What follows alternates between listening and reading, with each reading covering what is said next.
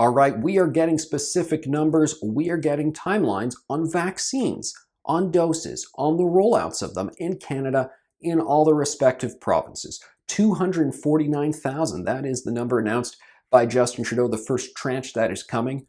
2 doses per person, so we're talking 125,000 people in that first rollout. Now, it may not seem like a lot, but at the same time, we are prioritizing the most vulnerable and the healthcare workers in that mix there. And we also know a lot about who is hardest hit by COVID-19, who is most at risk of having a serious outcome from it, and who has tragically died from it.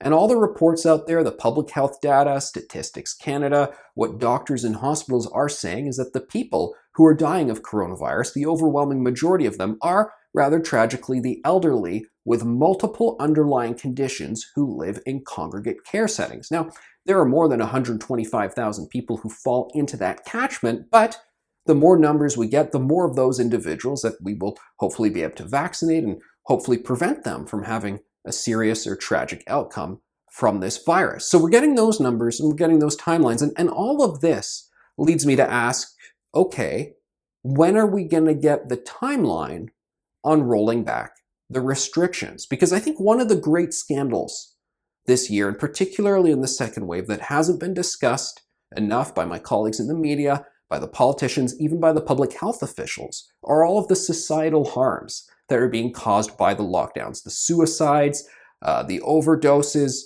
all of the other mental health challenges. You know, people say, oh, you're just concerned about businesses shutting down. Yes, there are many businesses permanently shutting down. Those are people's lives, their savings. That is tragic. Businesses are only one part of it, a very important part of it, but they're only one. There's so much else going on out there that all tells us that these lockdowns, they need to be lifted as soon as possible. And every single day, the politicians should be asking, do we really need these restrictions still to be in place?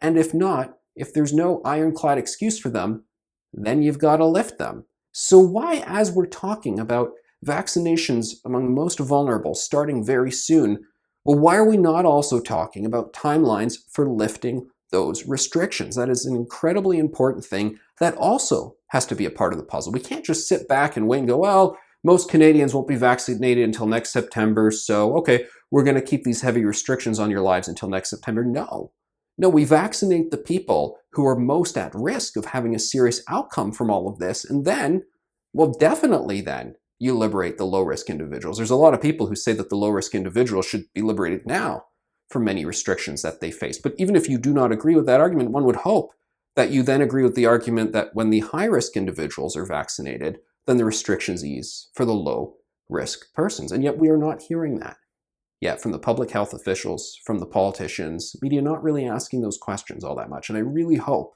that part of the conversation soon starts to shift.